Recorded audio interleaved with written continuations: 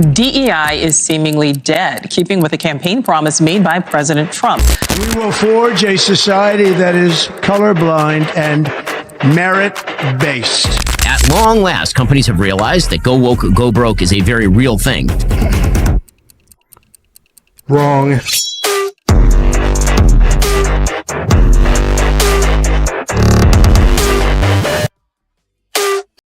If you're like me, you're probably tired of everyone saying DEI is ruining everything from Hollywood to tech and apparently now even K-pop. But if that were really true, then this group would not be dominating like they are right now. Katseye isn't just successful, they're proof that DEI isn't a liability, it's an asset. If you're under 35, you probably already know who I'm talking about, as Katseye has absolutely taken over social media these last few weeks since their latest hit Gnarly dropped. But if you're over 40 like my analytics suggest, then this might be your first time hearing about them. And even still, you probably noticed something right off the bat.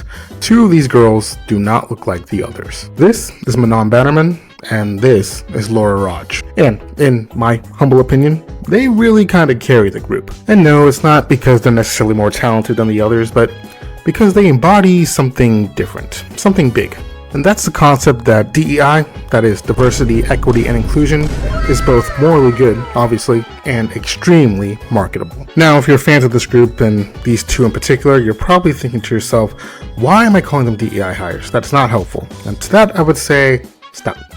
You have to stop thinking like that. DEI and merit and hard work, they are not mutually exclusive. And there's really no better way to illustrate this than talking about my personal favorite DEI hire. See, look at you. You thought I was talking about Obama? I just told you, you need to stop thinking like that. I was really talking about Joe Biden here. And if you're wondering how we got from Katseye to Joe Biden, just relax. I'm going to bring it all together and just hold on for me. See, back in 2008, Barack Obama was a young, black progressive and represented a massive change. So, what did he do? He picked Joe Biden, a white, Catholic, blue-collar country boy, to balance the ticket and make white moderates feel safe. And guess what? It worked. Kamala Harris did the same thing with Tim Walz and, well, that didn't work out quite as well, but you get the point. In general, people really are fine with the standalone concepts of diversity, equity, and inclusion until you bring in the idea of race and then all hell breaks loose. Because at its core, everyone kind of knows DEI makes sense. I mean, why wouldn't we want the most diverse set of ideas and perspectives? It's like, what if Nick Fury only recruited gods and super soldiers for the Avengers instead of reaching out to people like Tony Stark and the Black Widow? The Avengers would be a much less effective team. What's that? They both ended up dying? At the end of the day, when people like Donald Trump and Ben Shapiro say things like, we want merit instead of DEI and blame every failure of our society on DEI hiring, it's important to call that out for what it is. Racism, by the way. Because really, DEI is only about one thing: valuing as many people as possible, which is actually in line with another core principle of the developed world: capitalism. But before we go too far down that route, I think it's important to understand just a bit more about HYBE, the Korean label behind Katseye, as well as Korean beauty standards in general. K-pop girl group members are brutally ranked on like a dozen things: danceability, vocals, personality, but equally important, or I guess probably the most important really, is having the look. In Korea, and really most of East Asia, beauty is closely tied to pale skin and seemingly Eurocentric features. That's the reason so many idols end up getting double eyelid surgeries, nose jobs, jawline shaves. The industry doesn't just favor a certain look, it actually kind of requires it. And real quick, just a fun fact, well, I guess it's not that fun really, but 1 in 5 South Korean women have had plastic surgery. And that's not just celebrities, that's like everyone. That puts them at the highest rate of plastic surgery per capita in the world. That's actually insane. Like, growing up as a little girl in Korea has to be tough. At least it has to be. That's insane. As for HYBE, they've probably launched over a dozen idol groups at this point, and if you line up the roster side by side, well, it's certainly clear that they're trying to capture the, we'll call it the Korean standard. So, for them to take a chance on Lara, a dark-skinned Indian woman, and Manon, a biracial Swiss Ghanaian woman, even with their talent, that was not going to go down quietly. In Korea, and much of the world, really, as common as it is to look favorably upon those with paler skin, the opposite is true for those with darker skin. Dark skin is often associated with being rural, lower class, and less clean. And there's plenty of accounts on YouTube about Indian people, especially darker skinned South Indians, being treated poorly for one reason or another while abroad in Korea.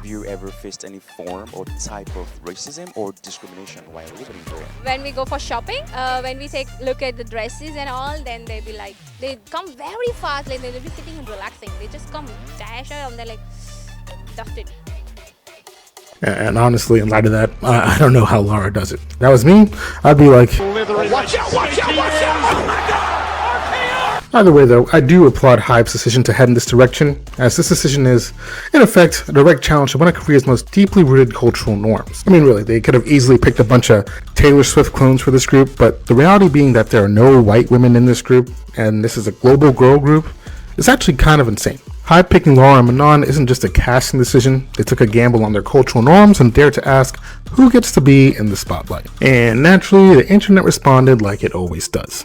Sometimes with joy, sometimes with confusion, but always with outright racism. As they're all over social media, you can clearly see that these two girls get more hate than the rest of their teammates. People will make comments saying that Lara looks like Jafar from Aladdin, or just straight up attack her for her Indian heritage. Similarly, people accuse Manon of only getting into the group because she's black, and this wasn't helped by the fact that she was relegated to the back of the dance line for the group's debut song, despite being the team's lead visual, which actually brings me to my next point. Despite the haters, Manon and Lara did not sink the group.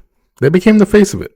Whether fans are cheering for them, hating on them, or just stunned that they're there like I am, they make people care. Like, for example, I am not a person who cares about K-pop at all. I mean, I had a minor G-Dragon phase like a decade ago, but beyond that, I couldn't tell you one group from another. In light of that though, the fact that I spent hours of research and editing to make this video should be proof that this group is making waves. And if you're thinking that I know a suspicious amount about K-pop, despite stating that I don't care, to that I would say, mind your business. The key takeaway here is that it's these two, the ones who traditionally would have made the group less pretty, less marketable, less attractive overall, they make the group unforgettable. So yeah, was Manon picked because she was black? Was Lara chosen because she's Indian? Maybe. Or maybe they were chosen because they bring something no one else could.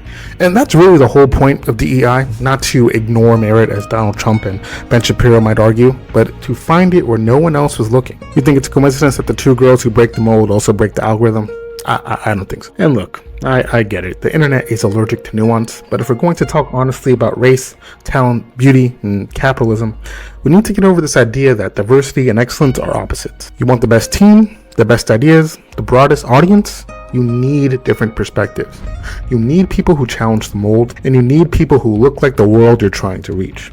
Anyways, that's it for this video. I'm your host, Vermillion. Remember, we live in the stories we tell ourselves. Until next time, see you later.